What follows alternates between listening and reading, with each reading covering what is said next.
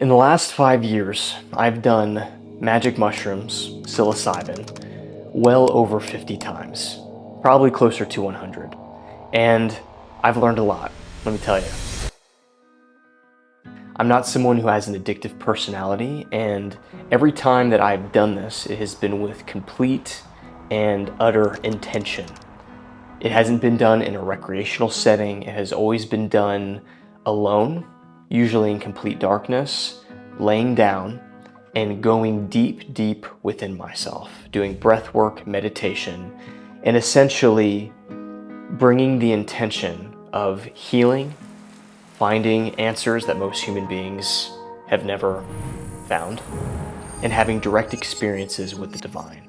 And let me also say that this YouTube channel would not exist had I not gone down this path.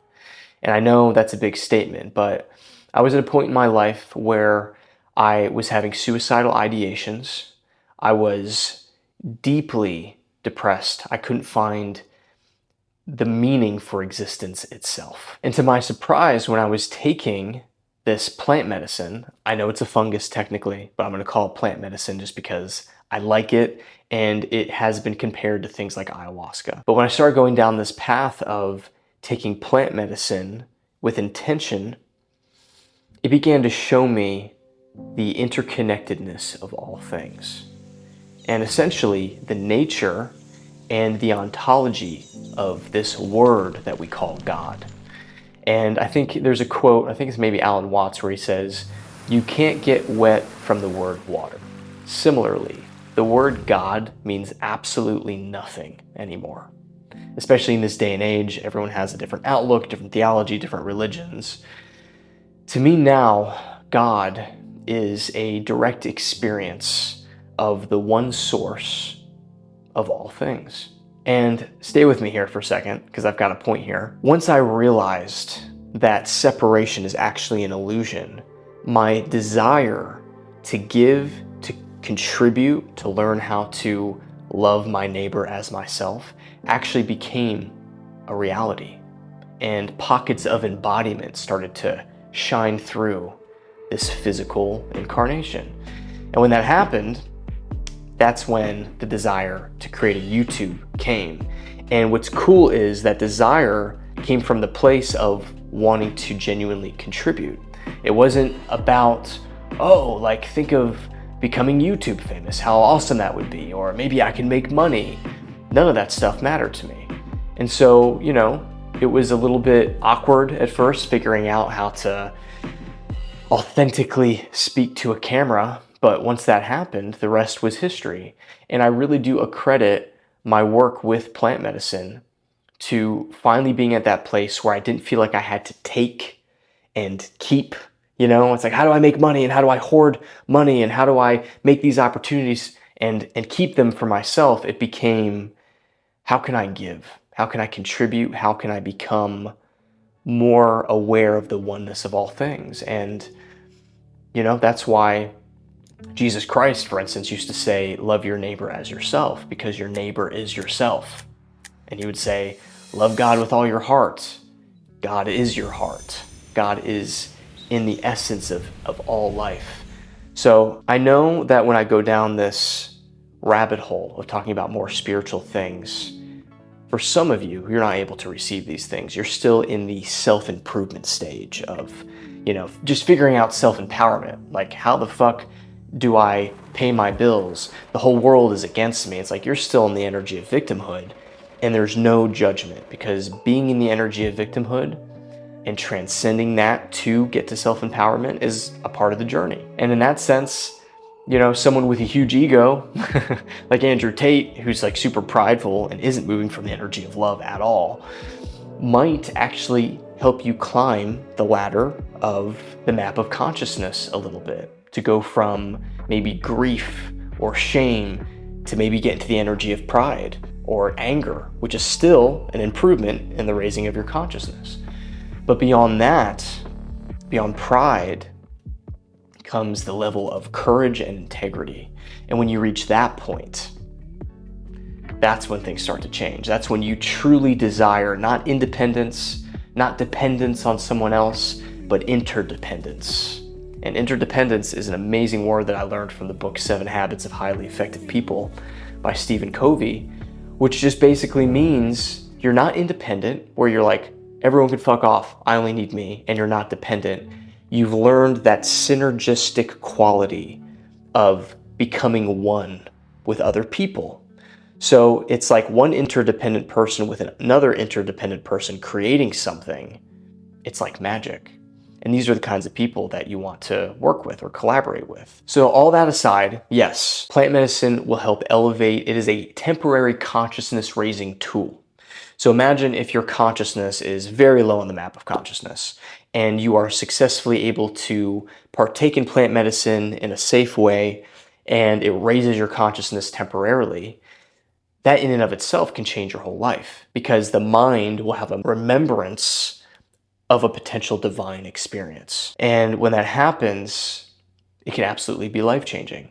So that's on the spiritual level. Now, from the scientific level, I think it's Huberman. I know all you guys love Huberman. He talks about this a little bit, and there are actual studies out there where people who've struggled with addiction, they've struggled with depression their entire lives, oftentimes will go down the path of facilitated plant medicine journeys, and something like 50% of the time, it totally absolves them of whatever thing that they were struggling with. Now, these things, of course, are still being studied in the scientific community, and they don't know why or how it does this, but I do know why, is because you are temporarily bypassing the parts of the mind that prevent you from seeing the truth of reality, that prevent you from seeing the oneness of all things, that prevent you from seeing the beauty of God, okay? The fact that we live in an abundant world, the kingdom of heaven, it's all around us, but we don't see it. So that's what plant medicine did for me. Now, a couple caveats here. Is this a magic pill? In some ways, yes. In other ways, no. Because if you haven't already done a profound amount of inner work before you go into this, and you don't have an intention set, and you don't know how to sit with yourself quiet in a room for an hour, and you don't really meditate, or you haven't really experimented with breath work, and you all of a sudden go into a heroic dose of plant medicine, what can happen is it could actually strengthen your ego, okay? It can give you some kind of God complex, okay? Like this messianic, narcissistic God complex. And that's very dangerous. And I do believe there are some creators out there who went really hard into plant medicine, but without the energy of surrender and humility, and it actually put them deeper into their ego. But even worse, now their ego has some of these spiritual truths that it saw and was able to experience and wove those spiritual experiences into a dense spiritual ego. And that's how cults are made, my friend. So definitely approach these things with reverence and humility. A good place to start is, reading this book, Letting Go by David Hawkins. Understand this idea of surrender. Understand that the divine is unfolding your life ultimately. And for a lot of you who clicked on this looking for a self-improvement video, I have learned that spirituality and self-actualization is the highest level of self-improvement, okay? Once you get in shape, once you learn how to talk to girls, once you make $10,000 a month, then there's nowhere else to go, dude. Yeah, you can make millions, you can build on that more and more, but you're building your kingdom on sand. So Maslow's hierarchy of needs, the highest point is self-actualization, but most people don't actually know what that is. It is a deep, deep connection with the divine.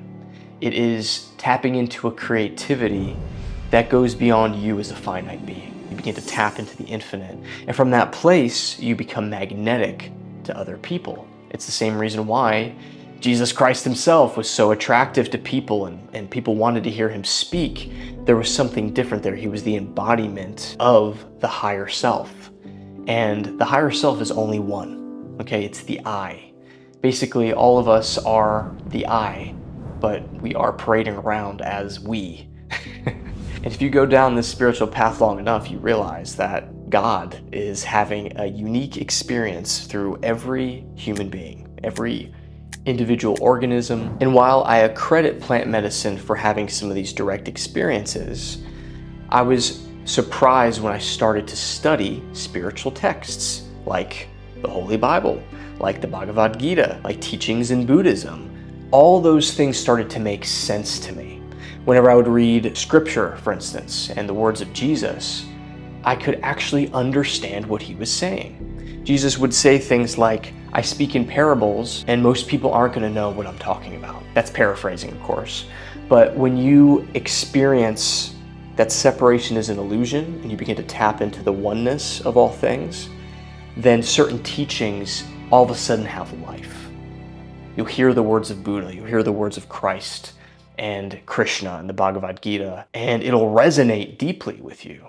And you'll start to have a different experience of reality. And from this awareness, yeah, you will attract to yourself things like potentially wealth and abundance. It depends on what your karma and dharma is. Okay, I'm not saying that coming to these realizations, all of a sudden millions will show up in your bank, but those things do come a lot easier and without so much toiling. And if they don't, then you don't care, because you're already experiencing heaven on earth.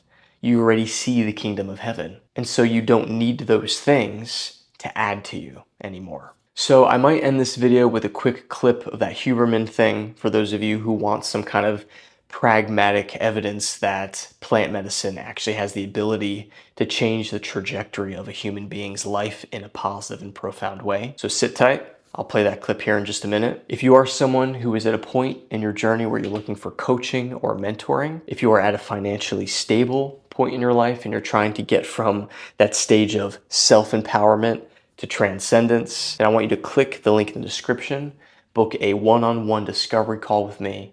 We'll have a conversation, see if we're a good fit to work together, and if it's aligned, then we will be working together for 3 full months one-on-one. So if that calls to you, then go ahead and do that right now. That's all I got for you. I'm gonna play that Huberman clip right now. You are loved, you matter, and you've barely scratched the surface of what you're capable of. Talk to you soon. Okay, so psilocybin. So there are clinical trials showing that macro dose psilocybin, so we're talking massive dose, that puts people into a highly hallucinogenic state. How many grams is that?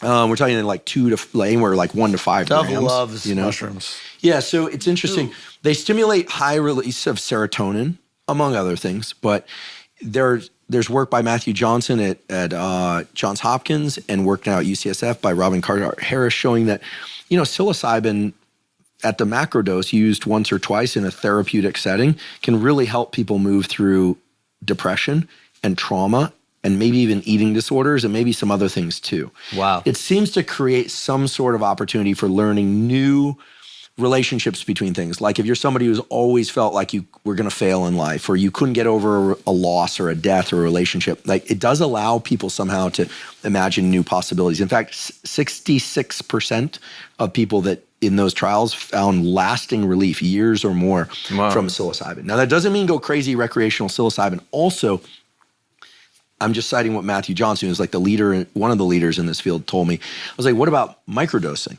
And I was going to ask. And he said, He said, very little evidence. Maybe it's because the studies aren't done yet, but at least to my knowledge, very little evidence. He said macrodosing. So that was kind of surprising. That's surprising. I hear about people doing like 0.2 over the course of a couple week period. Just to a see little some bit. type of new flow. Yeah. Well, psilocybin is because it's very serotonergic. It tends to be kind of mossy, earthy. People hallucinate. It's kind of a mellow. People talk about ego dissolution. Kind of allows you to see yourself through different perspectives, work through things. Then there's, of course, MDMA. Now, psilocybin is generally considered safe for adults in the clinical setting. The safety profiles are very, very high. But this isn't the kind of thing you want to take and then go, and then go for a drive, obviously. Yeah, you need some limits in place. And whereas the psilocybin, we're talking about 1 or 2 sessions, and more than 2/3 of people in those studies experience long-lasting relief from otherwise what they call intractable depression, which is incredible. And look, 5 years ago, 3 years ago, I would have been afraid to have this conversation as an academic. Now we have labs at Stanford, Johns Hopkins, UCSF, University College London that are focusing on it, and the pharmaceutical industry is like jumping on this. Really? Yeah, because these are some of the most effective treatments for depression that anyone's ever observed that too. with minimal side effect potential. Probably need to be guided. Like I've heard there's a type of therapy where they will give you shrooms and the guy will guide you through it. Is that the way to do it? If people are going to explore this, I highly recommend doing it with a trained licensed clinician. And these are moving towards legalization. Currently, they're still illegal, right? Yeah. But they are decriminalized in a lot of places, which is different than being legal. And then there's this question of like how often, right? Yeah. And there isn't a really good answer for that, but you know, if you're macrodosing psilocybin, you can't really do it that often. Yeah. I mean, you're booking the weekend. Yeah. And then there's the integration. Remember, what happens during the session is one thing, but that window of neuroplasticity, the ability to change your brain, goes on for weeks and weeks and weeks. So it may not be just about the experience. It's also about what happens in the wake of that experience. But they're very exciting drugs, frankly, because, and psychiatrists who are progressive, and we have several of them at Stanford, are really interested in this.